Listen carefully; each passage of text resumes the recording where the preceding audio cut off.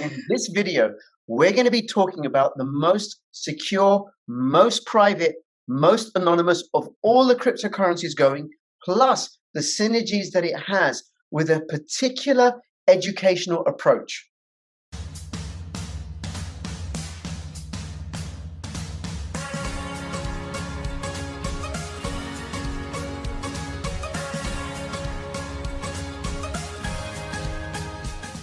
Token Metrics is a cryptocurrency investment platform that helps users leverage machine learning to become better crypto investors. Our in-depth analysis helps eliminate the emotions of investing, find profitable investment opportunities, and filters out scams.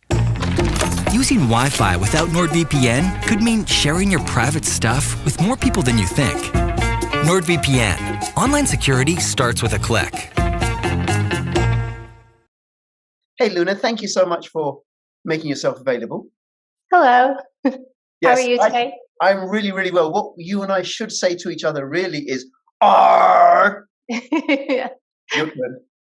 R. Okay, well, you and I are both first mates of the good ship Pirate Chain. We are going to be talking about Pirate Chain. The ticker symbol is R, and it is the most secure, most private of all the cryptocurrencies going. If you think there's one more secure and private, let me know. Give me the ticker symbol below this video. If you think Pirate Chain is the most private, give me the ticker symbol of that, or give me any ticker symbols. Please do comment. Please subscribe. Please follow me on Twitter, CryptoRichYT. Join my official Telegram announcements channel. If you're watching this on YouTube, cut it out and come and follow me at bit.ly/CryptoRichOdyssey. I post all my videos plus extra material that YouTube doesn't like. And sometimes I post that stuff on bit.ly/CryptoRich3Speak, which are both censorship resistant platforms. Okay, so Luna, you and I got talking over the Discord group about home education. Yeah. Because we both home educate and we're both first mates of Pirate Chain. And what that means is, what does it mean to be a first mate of Pirate Chain? In my opinion, I believe that you just have a very deep love for Pirate Chain and you spend a lot of time educating others and doing what you can for the betterment of Pirate Chain. That's very good. That's much better than what I was going to say, which was it doesn't really mean anything. There's no money in it, right? Yeah, just work. All volunteer. It's all volunteer. It's a labor of love. Yes, it is, right? Very much so. Yes, and I became a first mate just because I just kept making videos about Pirate Chain. And one day, Captain Draith, who's also a volunteer in the good ship Pirate Chain, said, "Okay, you're now first mate." And I imagine something similar happened with you. Yes. Yes. Yep. Do you want to say what it is you do around Pirate Chain? I do a lot of social media marketing, a lot of community outreach, also trying to connect with other businesses and merchants and things like that. Okay, very good. And what I do is I make videos about Pirate Chain when I can and occasionally represent Pirate Chain elsewhere. Okay, now, do you want to go through the main features of Pirate Chain? Why Pirate Chain? Why you and I both agree and think that Pirate Chain is the bee's knees of cryptocurrencies? I think the biggest thing is just its privacy feature. It's also very easy to use for a lot of people who are relatively new to crypto. And I think, honestly, that alone is a huge benefit to it. There's several other cryptos that are quite complicated to use and kind of turns people away and turns them off of it because they'll get frustrated and not know how to use it. And I think the simplicity of Pirate is one of its huge benefits. Okay, but Monero is pretty simple to use, is it not? So Pirate Chain has a larger anonymity set than Monero. Yep. And the transaction times usually tend to be quite a bit faster. Yes. And just for people who don't know about the anonymity set, right? I can't remember Monero's anonymity set, but it's less than 100. And Pirate Chains, I haven't looked for a few months, but it was over 500,000. And if anybody's watching this, the way that I understand it is if I think of a straw, what's it, a straw pile or something, a pile of straw. What are they called? Anyway, you got a big pile of straw, right? And if it's the Monero, the anonymity set is you got 100 things of straw, right? Like straw stalks, right? And you got 100, and you've got one Pirate Chain. and your job is to find the pirate chain within 100. But with Monero, with Pirate Chain, you got 500,000. Now go find that one pirate chain in that 500,000. So that's one way of looking at Pirate Chain. Also, Pirate Chain uses a way more secure technology, which is ZK Snarks. I don't understand it, but even the Monero devs have acknowledged that ZK Snarks is far more superior to the technology that Monero uses. And Monero, I remember I was doing a transaction with Monero because I do hold Monero. I think Monero is worth holding. I think it's good to hedge. The block times, it was taking hours to update the blockchain every time I did a transaction through Exodus with Monero. And I think with Pirate Chain, you got the full node wallet, the desktop wallet, you got a light wallet, you got it's on Android, it's also on iOS, is that right? Mm-hmm. Yeah. And those are really fast. It's just a matter of a couple of minutes and it's done. So, which is quite something for a fully private cryptocurrency, because there's no data on the blockchain. It's completely invisible, and in that case, it's as good as cash, private cash, unlike Dash and Zcash and all the other pseudo privacy coins where they have optional privacy.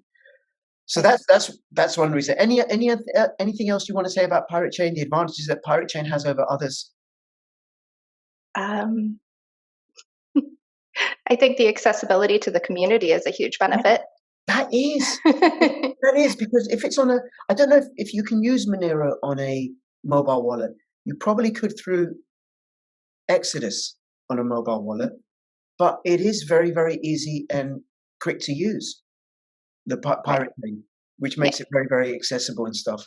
Yes. And then the other thing that I think is really important, it's a fully decentralized project. There was no ICO.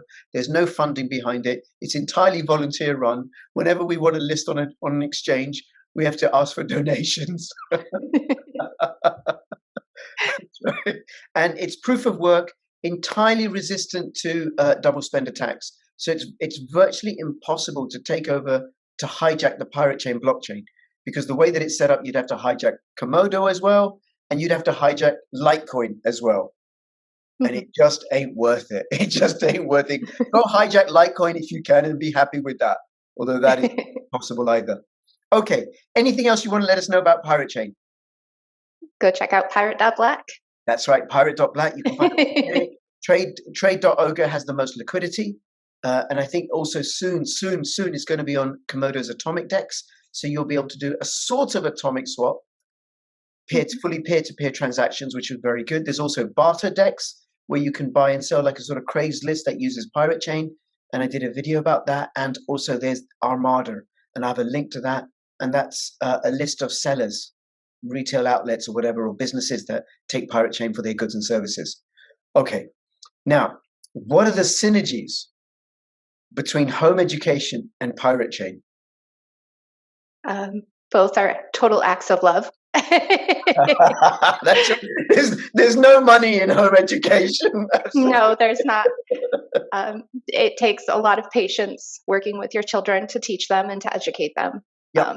However, it's the reason why I elected to educate my children at home was because I would like for them to learn to think for themselves. I want to teach them how to think and not what to think. And I think that that's very important, both in Pirate Chain and home education. Yes, and we'll come to the details of home education and stuff, right? But here's what I say. One, it's with Pirate Chain, I'm retaining financial sovereignty. It's mine. It's peer-to-peer. It's not something that some other agency can come in and encroach upon, because I have privacy, and because I have privacy, I have freedom. Then also it's fully decentralized. Pirate Chain is fully decentralized, proof of work. They released the code and off people went mining it.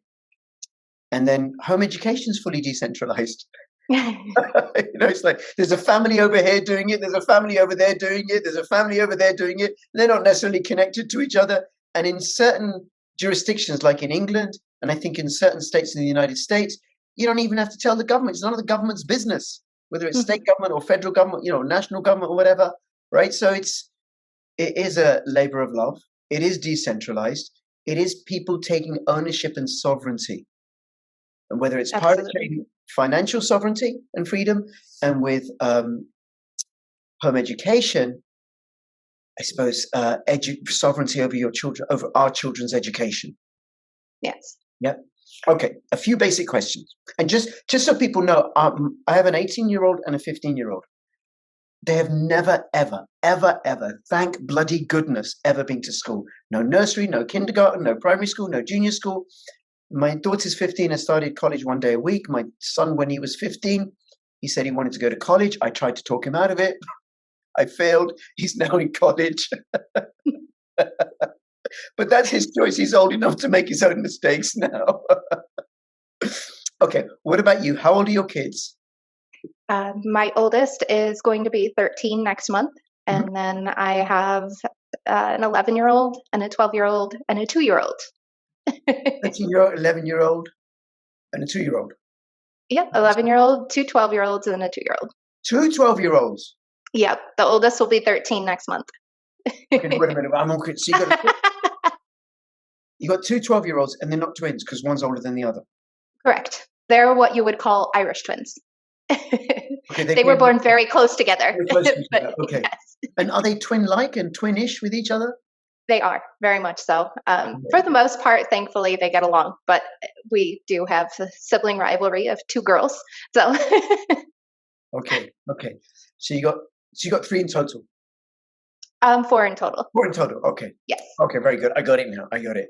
Okay, I'm much better at my job, by the way, as a social worker than I am here about this. Okay. That's okay. Right. So when did you start home educating, and why? We started about 3 years ago, and it's my oldest and my youngest that are home educated. The other 2 still attend public school. The oldest needed a little bit more flexibility in her schedule. She was really beginning to struggle with school because in our state, we have a program that's called No Child Left Behind. And even though it's called No Child Left Behind, that's very deceiving. What it is they will push children on to the next grade, whether they are struggling or not. Wow. This is actually, in fact, leaving children behind. Yes. And causing them to really fail. And then it becomes a mental health issue also because they feel like they're just not performing well enough. Yeah. So my oldest was really struggling. So we made the decision to go ahead and pull her to home educate. And she went from barely passing in school to being in the 99th percentile in about 2 years. So she excelled with just having somebody to be able to sit there and explain things to her and giving her the freedom to learn in a way that she can learn instead of expecting a square peg to fit into a round hole. Wow. So she really excelled, and she's doing beautiful now, and she absolutely loves it. That is fabulous. Fabulous. Oh my God. And do you have plans to send her back into school? If she so chooses in the future, I would not deprive her of that. However, I think that she has such a comfortability with it now and being able to learn in a way that she can understand. I don't imagine that she's going to be going back anytime soon. Right. We've also started educating my 2-year-old as well, and she already knows her entire alphabet. She knows her numbers all the way up to 20. She knows her colors. She knows her shapes. She is starting to read. She can recognize sight words. There's so much that's amazing about homeschool. Amazing. So you do what I take as or refer to as school at home. So you actually have formal lessons for the children. Yes, in a sense, we stick to formal lessons when it comes to like the subjects of English and social studies, history, math. The only thing that's different is I give them the freedom to let them learn how they want to learn. So in history, for example, my oldest daughter chose to learn about Marie Antoinette. So we went to the library and she picked out some books and she's been watching some documentaries, and it's intrigued her enough that she chose to do her end of the year project on Marie Antoinette. Now, this was with no guidance from me. She chose to do this on her own. So I believe if you give children the opportunity to learn in the way that they're comfortable, they will. Children are sponges. They love to learn. You just have to let them learn in a way that they know how. Okay. But you also have formal lessons as well. Am I right? Yes. Yep. We do for the basic subjects. So like English, history, and math. I'll lay it out for her. We have workbooks, but we'll spend probably about 20 minutes to a half hour on workbooks with each subject, and then we move on to something else.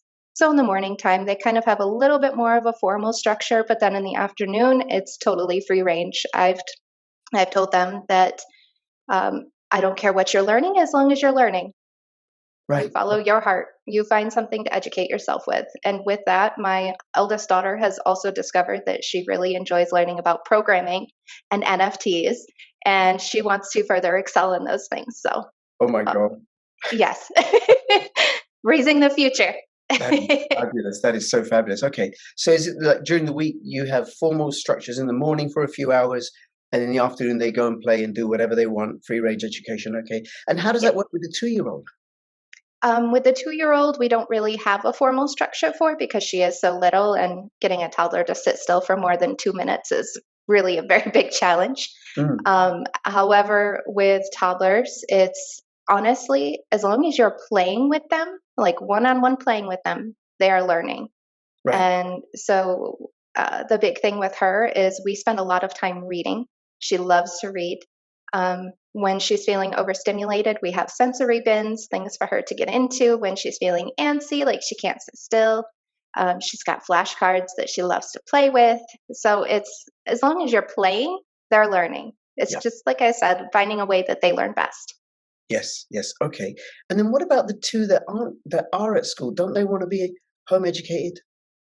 One of them has kind of gone back and forth. She envies her sister and her schedule and being able to do math work in your pajamas. So she's kind of gone back and forth with the idea. There is a possibility in the future that she's going to switch over. Yep. The next youngest, he is on the spectrum, so it's definitely a lot more challenging. I feel that some of the programs that are available can definitely attend to his needs better than I can. Like he's in a lot of occupational therapy and speech therapy and things like that. So when all the COVID stuff happened and we did have to homeschool for a while, he actually suffered and kind of fell behind. So I feel that right now the way that his structure is probably for the best. Okay. Okay, very good. Now I'm going to ask you some questions that I have been asked many, many times. And you've probably been asked, the regular, usual questions that people who don't understand home education or how it works, so they're new to it and says, oh, what is this? What, you don't have to send them to school? No, you don't have to send them to school. Certainly not in England, Wales, Scotland, Northern Ireland, and the Republic of Ireland. You don't have to send them to school. And in many, many states in the United States, I think that's the case. And different states have different rules and regulations about how it's done and stuff. Okay, but how will they learn to socialize? Yeah, that's always the biggest one. The funny thing about that is that we socialize every single day. When you go to the grocery store, when you go to the bank, when you go to the playground and you play with other kids. Oh, so they have friends? Oh, yes. Oh, yes. The other thing, too, is that there are homeschool co-ops. And what a homeschool co-op is when it's exactly what it sounds like. You get a bunch of homeschool kids together and you do things together. There's field trips, there's play dates, there's all kinds of things. And then on top of that, the internet has blessed us with the ability to communicate with people, whether they be right in front of you or across the ocean. My oldest daughter, definitely utilizes that a lot. One of the programs that she's in is actually an online program, and it's wonderful. If it's okay, I'm going to drop the name of the program. Sure. It's Me Academy, and it's meacademy.co. And this program, it actually allows children to be able to communicate with one another under a moderated situation. So she can actually talk to other kids that are in the program, and they are able to do things like making tutorials for one another. They are able to, they run a mock business. So she develops like her own clothing, her own furniture to sell in this mock business. And they earn gold coins to decorate their castle or their house or whatever it is. And then they also, they have like little chat rooms and things like that. It's fabulous. she absolutely loves it. So she, like I said, she gets to talk to people whether they're in the other room or they're across the ocean. So it's definitely been wonderful. That's fabulous. That I knew the answer. Yeah. I want you to ask me that question now, because I'll add something as well. So now you're gonna, I think I know what you're going to add too. Oh yeah, How do they socialize? So what was it, Luna? How do they socialize? Yes, how do they socialize? They don't. I keep them shut up in a box in the cupboard all their childhood lives. Right. Right. Okay, so one is, I'm going to give I suppose a social worker or a psychologist answer. What people don't understand, if I think when people say how do they socialize, what I think they mean is how do they mix freely with other people and learn all the the rules and regulations of social discourse so that they get on with other people in life. Mm-hmm. Foundation for that is the relationship between the child and the mother. Usually the mother, it can be the father as well, right? But mother's primary, because she's the one who carried them, and often in home educating families, she's the one that breastfeed them and stuff. The father doesn't do that, even no matter how much he identifies as a chest feeder, that never happens. So, but anyway, between the child and the parents, that's the most important relationship. So it's it's within that dyad that the child learns, the emotional centers of the brain get developed, all about how to relate to another human being. Mm-hmm.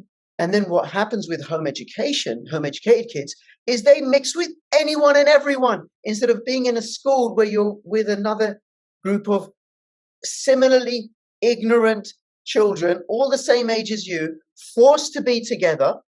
Mm-hmm. And then you've got this adult telling you what you got to do, telling you off, giving some children rewards and others not, and having you engage in activities that you have no interest in. None. Where else does that happen apart from possibly in prison or in the army? Right. Real home education is like real life, where, I don't know your age. You don't know my age. We're just hanging out, right? Mm-hmm. Chat. We mix with people of all ages. And it got so bad with my son, because he's very outgoing and stuff. He's 9. When he was 9 years old, I'd say to him, listen, my friend's coming round to come and see me and talk to me and hang out with me, okay? So you leave us alone. No, I'm going to ask him to play with me. I go through a lot of that with my 13-year-old. That's right. There's a lot of times I have to remind her that, darling, I know that you're aware of things, but this is an adult conversation. Let's go this way. Yeah. No, my son was like, come on, let's go. Will you come and play with me? Right. So then they're both so confident and self-assured. They're not afraid of adults. Everybody is a resource for play. Yes. Oh, yes. Anytime someone's walking up the street, hello. Yes. Okay. And the other thing that we hear all the time too from public school is teachers will come out and say, this is not a place to socialize. Oh, yes. So where is the place to socialize? That's right. That's right. But you and I, did you go to school yourself? I did. I went to a public school, but I ended up when I became a young teen, because I was having the same problem as my daughter, is that I was starting to struggle in some areas. And then in some areas, I was just bored. So I started skipping. I actually was facing, it's called PINS, and it's a program that they place children on when they skip school all the time. And if you don't go to school, the police will make you go to school, or you get on probation. It's pretty terrible.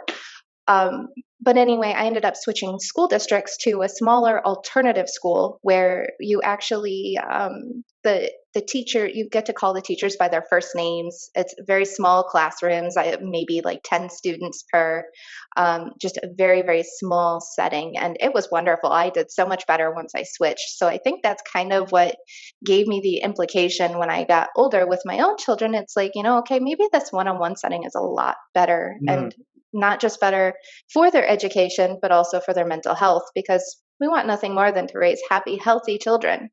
Yeah.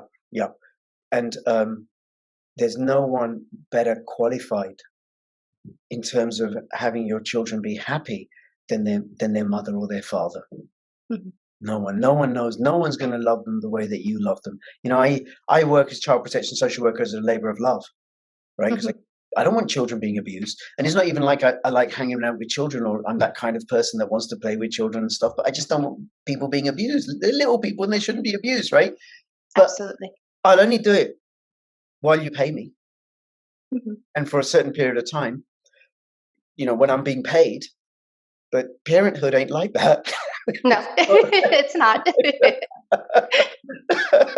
It You're isn't still like getting up 6, 7 times in the night, and you're that. still getting up when the sun comes up. And Yeah, it's definitely it's that labor of love. But my kids are my entire world, so I wouldn't even be where I am as far as um, looking into cryptocurrencies and whatnot if it weren't for my children and wanting to better my future and being able to provide for them. yeah. Mhm. So they definitely help me in that aspect. Okay. Well, my son bought Bitcoin when he was 9 years old. I think it was 11. Fantastic. But he said he was 9, and that's because I was learning about it. Hmm. That was 9 years ago, and he's around me and he's interested and he's Yeah, listening to the conversation having with friends and family about it and stuff. And he says he wants some, so he buys some with his pocket money and stuff. And now he's studying economics in college, that's and amazing. he's saying my economics teacher knows nothing. He knows nothing. He doesn't understand sound money. Hmm. Barely understands fractional reserve banking. It's so boring. And you said earlier Right. about being bored at school. I mean, school is boring. It's a common refrain I hear from children who go to school. Hmm. Boring, boring, boring, boring. And the tragedy of school is they don't have any agency to do anything about it. Hmm. Boredom is the source of creativity. And Hmm. occasionally, when my kids were younger, they'd come up to me and they'd say, "I'm bored," and I would say, "Okay, what do you want me to do about it? Your day's yours. You've got all Yeah. these resources and stuff. Create something." Yeah. And then off they would go and create Hmm. something. Yeah. Okay. I've Okay. done that with my oldest daughter, and Yeah. now she's a fabulous artist. Like she loves, loves, loves to draw, and that's where her interest has come in with NFTs. And Yes. I'm hoping someday it'll take her so very far. Yes. Yes. Yes. Well, it is like home educated children get to pursue what they're passionate about. Yes. My son did ballet till he was 14. His sister started when she was 6. He was 8. He was 9, and he was saying to us, "I want to do ballet." So come on, we said, "Come on, you're doing this gymnastics, and you got this club and this club and this club. We can't squeeze it in. You want to do ballet as well?" For a whole year, he banged on us, "Want to do ballet? Want to do ballet? Want to do ballet? Want to do ballet?" Okay, we let him do ballet. And he was brilliant and he loved it. And then when he was 14, That's he awesome. tried to do something else. And but before he stopped, he said, "I wouldn't be doing it if I was at high school because I'd get teased." Yeah. That's Come on, sad. 15-year-old boy doing ballet, not at school, Hmm. get teased. But he didn't have to deal with any of that. So, which also I think comes into bullying because that's a Yes. big issue. I know certainly in England, a lot of parents home educate because of bullying, and school can never resolve bullying. And from my Hmm. experience as a home educating father and also as a social worker, yeah, kids bicker with each other, but what doesn't happen in home educated communities is the ongoing, relentless persecution of particular children. Just doesn't Right. happen. Hmm. I mean, in my experience, would you say that was match your experience of it? Oh, absolutely. My eldest daughter, another reason why she is homeschooled is because of bullying. We actually live inner city, Hmm. so city kids are definitely a different breed than country kids. Hmm. Um, they're much more rough around the edges, eat or be eaten. Yeah. The other thing that I noticed is that the teachers are very, very different. The school district that we live in, when she was younger, I had pulled her out of the first time because I found out that she was having a spell at school where she was very upset. She was crying a lot. Kindergarten is hard for any student, Mm. especially when it's your first time going to school and you're used to being with your parents. I found out that the school had stuck her alone in a room by herself to Oh my cry. God. How old was she? She was in kindergarten, she was 6, Oh my. and I lost it on the school, and I pulled her, and we ended up putting her in a different school district for several years before we ended up switching to homeschool. Wow. So that was also the other thing is that there was no way I could afford to put her in a different school, so it was either homeschool or send her back to the school that traumatized her as a child, and it's like, we're not doing that. Yeah, We're not doing that. I'm not seeing my child go through that again. that is brutal. That is brutal. Yeah, it was awful. I refer to schooling. By the way, I have no truck with schooling. None. None. I consider schooling normative abuse.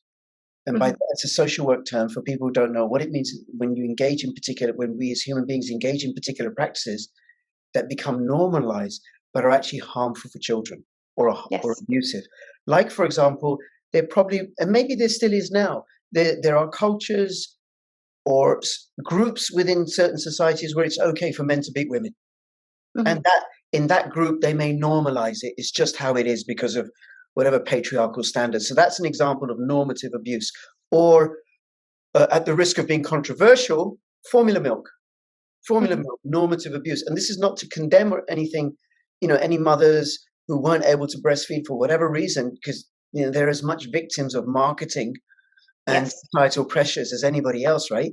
But that's something that's normalized, but is not good for children compared to breast milk. And I would even say putting your kids, I don't know if you've done this, Luna, but this is just my opinion, putting your kids in a cot, in a room of their own, to cry themselves to sleep at the other end of the house. No. No. The phrase that we use is gentle parenting. A lot of people get this term confused with permissive parenting. That's not the same thing. Gentle parenting is loving your child, quite literally loving your child, setting healthy boundaries, saying no when you need to, but upholding that no. But also believing you don't hit your child to get them to comply. You don't stick them in a room by themselves to cry it out. I mean, as a human being, as an adult, and if you're feeling upset, the best thing in the world is a hug. Especially children, who don't know how to emotionally regulate. The biggest thing for them is that we need to be their example. We need to show them how to emotionally regulate. That's not something we're born knowing how to do. That's something that has to be taught. And sort of ish. I'm going to develop sort of ish. Right. So what you're pointing to is attachment. Yeah. Now, from what I know as a social worker, and also from all the reading and studying and doing, trying to get my head around it, what is this home education? How does it work? What? Attachment is common to all warm-blooded animals. So all birds and mammals. And what it is the parent looking after the infant. Yes. And what we do as human beings is we interrupt that phase. We're the only mammals that give away our attachment phase infants to non-familial strangers. Chimpanzees do not give their chimpanzee infants to another troop. Correct. They carry that baby with them everywhere. Baby, right? and then elephants and a troop of elephants, right? They won't give away their little baby elephant to another herd of elephants. They don't do that. Right? Lions don't give their little baby lion cubs to another troop of lions or pride of lions, right? They don't do that. We're the only ones, the only mammals that do that give away our infants to strangers. Now, it's one thing, giving them away to an aunt or a grandparent or an uncle or a sister or a cousin or something, because there's that genetic connection. Right. We give them away. And attachment is more important than, for an infant, it's more important than being fed. And because attachment is how the infant will access resources. And, your 2-year-old, right? Consider this, right? You sit your 2-year-old on her lap, on your lap, and you're talking to her and you're cooing with her and you're playing with her and she's laughing and giggling and you're both having a great time. Her brain is growing like crazy, absolutely crazy, right? Then you give your 2-year-old to me and she settles in my lap. Oh, you're right there, right? And I'm doing the same stuff that you were doing. Her brain won't grow at the same rate. Right. It just doesn't, because I'm not the mother. I'm not the father. So, and this is something that people don't understand. So what you are pointing to is it's like attachment is the bridge over which love travels. Yes, absolutely. I totally agree with that. You know, my first daughter, I did not breastfeed with her because I couldn't. My milk didn't come in. She had come early. Tried my best, but it didn't happen. But my youngest, she has been breastfed since day one. And you can definitely tell the differences between formula fed and breastfed children, and you can see where the attachment differences are. Now, this is not to say that I'm not attached with my eldest daughter. I absolutely am. But you can definitely see the differences and also the trust levels in children too, just with that attachment alone of, if I'm crying, my mother is going to come and comfort me versus, like various other methods like the cry it out method. A lot of people don't realize with that cry it out method, it's your child is learning that no one is going to come and comfort them. And that's heartbreaking. That's the first thing that your infant is learning, and that's sad. It's so sad. It's actually it hinders brain development. And if I draw a metaphor with cryptocurrencies, right? So Pirate Chain, you and I both believe, is the ultimate in cryptocurrency privacy. Yes. Okay. Monero, almost, but not quite. Pretty close. Have both. Okay. Yeah. So we could say, okay, breastfeeding is the ultimate. Okay. Yes. Formula milk or mixed feeding. Okay. Pretty close, but not quite. And then you might have Dash or Zcash. Come on. They're not really private at all. Right? Some sort of resemblance or an appearance of privacy, right? So you could go through degrees, right? Now Dash is still a great cryptocurrency. It's really fast, great community. I held Dash once, right? And you might want to hold it and hedge your bets and everything, right? So it's the same thing. I suppose there's the ultimate in terms of attachment parenting, and different types of home education, and then going through to all the way to, well, I suppose at the other end, which is the children that I deal with, children that are where the parenting has been so abusive that they are just so messed up. They cannot regulate their emotions at all. Their sense of themselves is completely damaged. And they're the ones that grow up to have, drug problems and criminal behavior and promiscuity and beat their partners and, reproduce that legacy. Okay, but let's not go there.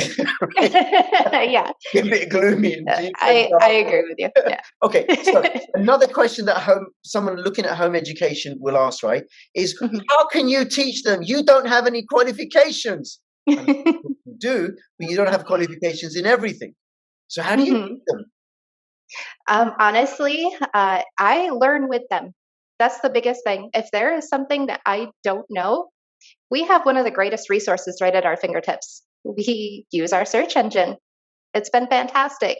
There's so much available that now, thankfully for the internet, that we can learn online. I mean, we utilize so many different resources from like Khan Academy to YouTube to all of these different resources. If we don't know how to do something, we figure it out, and we'll figure it out together.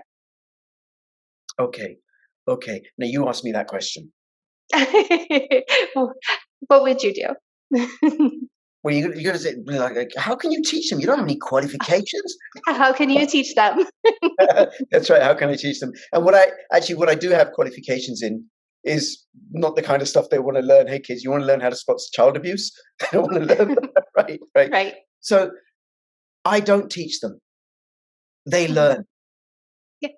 Yeah, and I completely get what you said about like I learn alongside them, but we didn't do school at home. We did unschooling, which is what happens with your kids in the afternoons, free range education, and then of course there were home educated groups in the city where we live, and they meet up with other kids, and there'd be some home educating parent or tutor would set up a particular class, like a maths class or an English class or a biology class, and we'd say to our kids, "Do you want to go along and do this class?" Yeah, okay. And then off they go, right? But essentially, all my kids did was play and play and play and play. And then what I noticed is as they grew, as they got older, their play developed commensurate with their age. Yes. So when my son was 3 years old, he'd set up shop. He'd have his toys lined up, and he'd have little bits of a few coins, a few pennies and stuff. And then I would come along, or he'd offer to, did I want to buy a teddy bear for 3 pence or something like that, right? Hmm. And then so that was his first business, his first little business. And then I think when he was 11, he set up a car wash business in our street.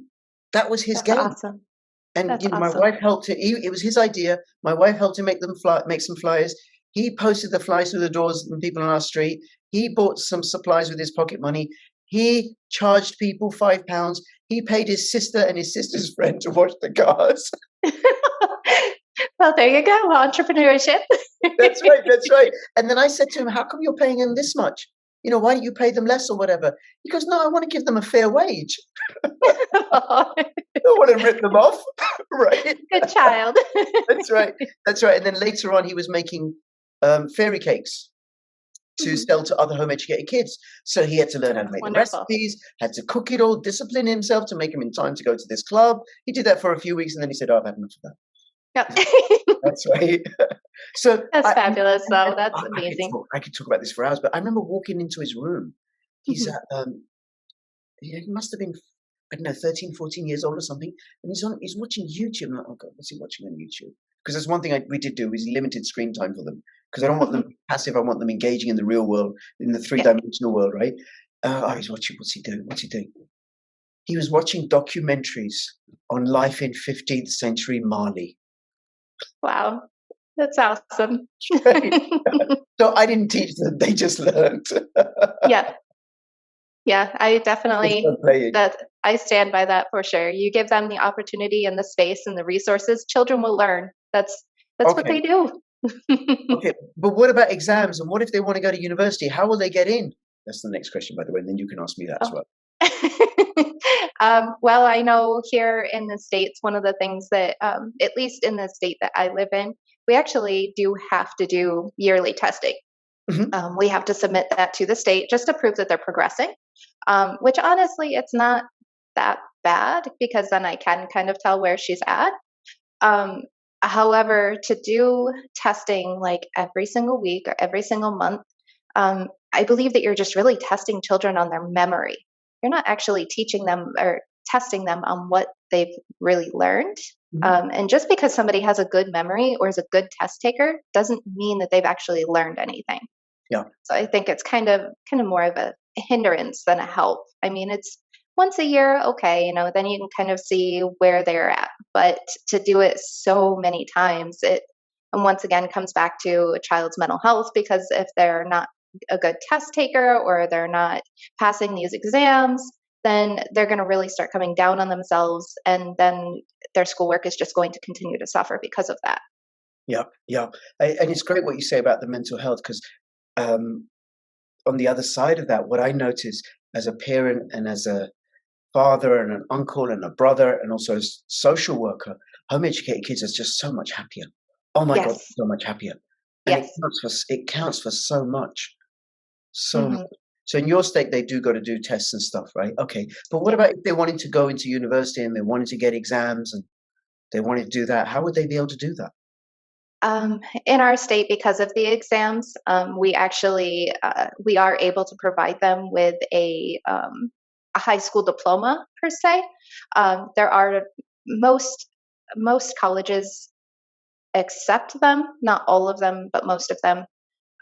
However, I'm kind of hoping, same as you, that my daughter shows no interest in college. I'm hoping that she shows, we've chatted a lot about like vocational schools, which that's skills training, and also to avoid a lifetime of debt, because mom learned her lesson with that. It's so expensive in the United States, not so in the UK. Certainly not in Scotland. For Scottish citizens, then it's free. I went to school for web design. I was top of my class. I had President's List honors 2 times and Dean's List honors. That doesn't matter to the banks. And it really hurt me in the long run to do that. And then at the end of the day, I didn't even do any web design. I was an electrical contractor. I used to do laboring. I was a cook at one point. I never ended up using my degree for anything. So it was all that money for nothing. I mean, I'm not very tech savvy, but I'm a little bit more tech savvy now because of it. Like, I'm very familiar with my way around a computer. In the long run, though, it really did nothing. Okay. But, do you want to ask me that question? Yes, I do. So, what about college and university? How would you send them? And exams, right? And exams, yes. Well, tragically, my children decided to go to college. I failed. And now my son, he's got 6 months left. He said, it's so boring. It's so boring. The teaching is so poor, because he's used to learning in a way that completely fits him. Yeah. Because, he could engage in a subject at whatever speed he wanted to. You can move through certain areas quickly, take his time over other subjects. Same with my daughter.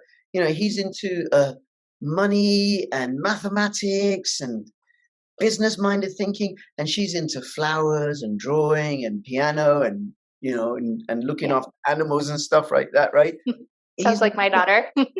He's not interested in that, right? So, but they're able to pursue what they're interested in. So he's now like, it's so boring. It's so boring. And I told you so. But you got to finish it. You got to finish it. That's the deal, right? And actually, what happened was with his exams when he was 15, he said he wanted to go to college. And my wife wanted him to go. Now, the irony is, my wife didn't go to university. I did. She went to college and got the qualifications that way, right? But she didn't go to university. I went to university. So the university graduate is saying, you don't have to go. You don't have to go. You don't have to go. You don't have to go. You don't have to go. And she's saying, look, if you want to go, we'll do it. I think it's a good idea. So he would say to me, I want to go. You don't have to go. I want to go. You don't have to go. I want to go. You don't have to go. I want to go. You don't have to go. Okay, if you're going to go, you better study, because we're paying for your exams. Now, where we are in England, Wales, Scotland, Northern Ireland, and I think possibly also Ireland, which is a completely other country, other nation, and in many of the states in the United States, like Florida and Arizona, where there's no requirements whatsoever. There's no requirements. There's no requirements for us to follow any curriculum or that they have any set hours of study. It really is entirely up to us, however we want to do it, which is what's so liberating and what's so decentralizing about it, right? But if they want to go to do exams and stuff, okay, fine. But you got to fight for it, right? Because I'm not wasting my money here, right? And then what my son is saying now is that he doesn't want to go to university. Yes. Because I didn't go till I was 27 as a mature student. And then it was entirely on my own reconnaissance. And I'm like, okay, if you want to go to university, you're going to have to sort it out. And you don't have to go straight away. You go live life, and then if you want to go later, you can. And I think the only reason to go to university is it's such a great time. It's such a great party. It's a really great party, right? And there are certain qualifications, like I couldn't do what I do without a university degree. I need a degree to be a social worker. But also, universities in the United States, and I think also in England, actively recruit home-educated children, home-educated applicants, because they say they're more motivated and they have better social skills. I've been told by a teacher friend of mine that Oxford and Cambridge will take home-educated applicants on the strength of an interview and some sort of portfolio. So you don't have to do exams. And if anybody who's watching, if you want to really want to dig into this, I recommend you read John Taylor Gatto, Gatto, and start with the 7 Lessons School Teacher. He won New York City Teacher of the Year 3 times. I think New York State Teacher of the Year twice, maybe 3 times, maybe once. And this article, 7 Lessons School Teacher, is an acceptance speech. And he starts off by saying, I don't educate, I teach school, and they're not the same. Yes, I actually learned about him from, are you familiar with the Tuttle twins? The Tuttle twins, no. They are, the author is Connor Boyack, and that's who I learned about Grotto was from the Tuttle twins books. These are books that educate children on economics and libertarian ideals, things like that. So that's actually where we learned about that. My daughter taught me about compulsory education before I even knew what that was. Oh, wow. Yeah, these Tuttle Twin books are amazing. They're great. Okay. Definitely Well, worth a buy. I'll put that in the link before below this video. Okay. Sorry. I think last question is, if somebody was going to start off, what would you say to them? If they were interested in looking into it more, if they were interested in doing it to them, what advice would you give them? My biggest piece of advice when it comes to homeschooling is forget the traditional setup, like the traditional, we have to spend an hour doing this, we have to spend an hour doing that. Forget the traditionality of what you would think school is supposed to be like, and go with the flow and trust your child. Your child, we as parents, we know our children, but the one who knows them best is themselves. And if you let them take the lead, you'll find that it's way easier for them to learn for themselves as compared to trying to force them to fit into this box that they simply just don't fit in. Yes, that's really, really good. That's really, really good. And I think what I would say is absolutely what works at school doesn't work at home. It's not right, the same. no. And I'm not a teacher. I'm their father. You're their mother, right? Plus, also, what it takes is, the only thing it takes is commitment from the parents. And we had to redesign our lives. We've been a single income family. Because certainly when they were younger, one of us has had to be at home all the time, right? So it takes commitment. The other thing I'd say is, from the stuff that I've looked at, of all the different educational models, home education is the only model where the children of non-graduate working class parents outperform the children of middle class graduates. Yes. My children have a particular advantage because I'm a graduate and my brother's a professor and we're middle class and we got this nice little middle class lifestyle and everything, right? And they do well in school because of that. But working class or blue collar parents, non-graduate parents, their kids do much, much better, which is just extraordinary because they're not constrained. I think education looks like school, looks like university. I had to re-educate myself. Yeah, so that's that. And then the other thing that I would add is get connected to other home educating parents. Yes, that's huge. That is the big. I go as far as to say it doesn't matter whether your children have social support, but the parents got to have social support. Yes. As much as I love spending time with my children, I have to talk to an adult sometimes. Yes. But also the other home educating parents, they give us ideas and resources and stuff. Yes. And also there's an element of trust. As I develop friendships with them, we got home educated family that live a few houses away. Friends of ours that moved into our street, they were already home educating, right? Oh my God, readily available childcare. And I just thought of something else that might be useful for people who are setting off, which is, and I've just forgotten it, and it was so important. Oh my gosh. So if you have any questions, put them in the description below, right? If you want to know any more about home education, check out the links. You can check out HSLDA in the United States. Different states have different rules and everything. If you're in the United Kingdom, well, there's education otherwise in England, and there's Schoolhouse in Scotland. And if you're in other parts of the world, Australia or Canada and India, there are, you'll just find them through your local search engine. If you're in Germany, and I do have a few German listeners, you're screwed. Because there was a particular regime that completely outlawed home education because they didn't want anybody to escape the dominant ideology of the day. Nobody was going to escape the influence of the Hitler Youth movement, which is why Hitler completely outlawed home education in Germany. Which brings terrifying. To how home education is decentralized, autonomous, peer-to-peer, where we're taking control of our own lives in the same way that cryptocurrency, and in particular pirate chain, allows us to do that. Okay, Luna, I so love this, right? Maybe we could do this again if anybody has any particular questions, whether from your pirate chain community or not, and do go check out pirate chain.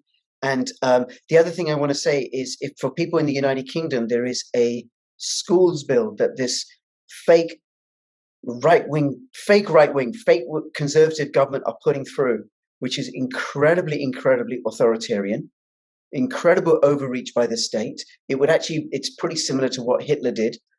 and I did a whole three videos about home education, and I'll link to those in the description below, and you can go check it out, particularly relevant to you if you're in the United Kingdom. And the first one is all about the joys of home education. That's it. So that's for everybody. Okay, anything else you want to say before we finish up, Luna? I just wanted to say that I believe some 2 million people have left the public education system as of this year. And in the United States, wow. In the United States, yes. And I hope and pray that that number only continues to grow. And another utility of R that I just wanted to throw in there is that's how my daughter gets her allowance. So I pay, yes, in Pirate Chain. So she's kind of started putting that away for herself also. So she's learning the importance of financial privacy and the freedom that that brings. Oh, that's really great. Okay, my son works in he's got a part-time job. He saved up some money over the course of the summer, and then he went with my wife. He's now 18. He went with my wife to a local gold dealer and bought some sovereigns. Oh, good for him. And he has other cryptos as well, right? Yes. And actually, you just reminded me of something that in the United. I was looking at some statistics. This is from the early 1990s. There's something like I don't know, maybe 4 million children that are home educated in the United States. It may be a bit more now, right? So 4 million out of the population of the United States, 240 or something out of 240 million or something like that, right? There's a much higher ratio of millionaires that are home educated. Yes, an extraordinarily high ratio of millionaires, which just goes to show how much school suppresses people's entrepreneurial creative spirit. So, Luna, what do you say to your friends and family when you tell them that you're going to be home educating? And then you can ask me the question as well. What do I say to my friends and family? Exactly as it is. I'm home educating. But don't worried, upset, annoyed? No, because it's honestly, they're my children. If they're upset by that, then I'm not sure really what to tell them. I mean, their children are their children. They can make their own decisions for their children. Yeah, but like, you know, your mom, your parents, or your brother or your sister, if you have them or whatever, will say, but wait a minute, this is my niece and nephew or my grandchildren or whatever, right? I care about them. I want to make sure they get a proper education. What are you doing? Well, thankfully, I have very supportive parents. So because of what I went through with school, my mom absolutely understood. She's like, we'll do what's best. But of course, the question came up of socialization. As always, that's usually the first thing that comes up with anybody is, well, won't they be socialized? That's always a repeating question with everybody. So once she kind of saw how things were done, then it was definitely okay by her. Right. Okay. Now you ask me that question, please. What would you say to your friends and family about home education? Okay. Well, what I did say, because now nobody says anything. They can see the results, right? There's a few things. So I know that for home educating families, this has been an issue, and sometimes families will get into it can get hostile and antagonistic. Like, don't tell me these, and not that you're being this way, right? But I've had reports, I've seen it happen. Other parents have told me or whatever, right? They can't tell me I'm doing what I want with my kids, blah, blah, blah, and they don't understand, right? I took a slightly different approach. So my brother's a professor. My mum was a university lecturer. My grandfather was a professor. We're a highly, highly educated family. And here I am, I'm not going to send my kids to school. Right. Right. Yeah, I'm sure. So the approach that I adopted is it's their job to be concerned. And if they raise a concern, I'm grateful for it. And I'll let them know.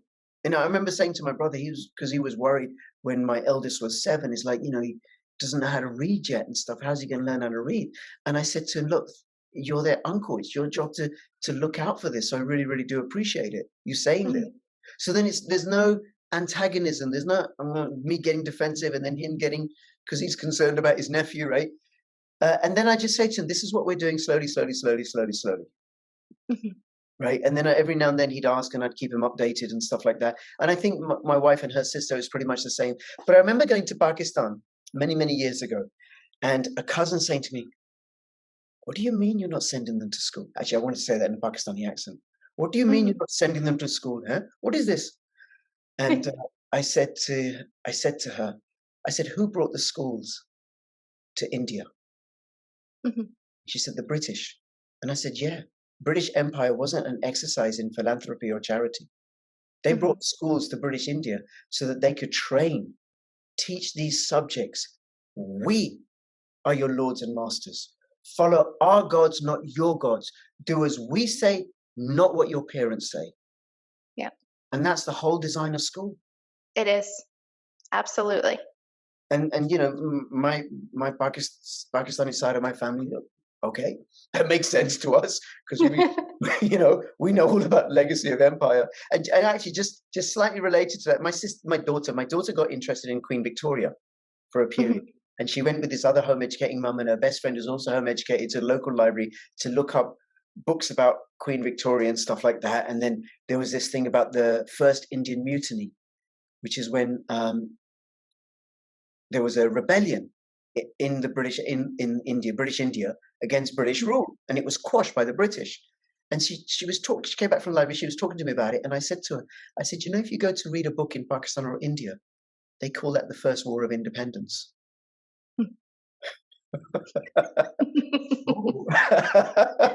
So that's what school provides, right? You will believe this. You will believe what we tell you to believe versus having your own autonomy, your own freedom. Yes. Thank you. Yes.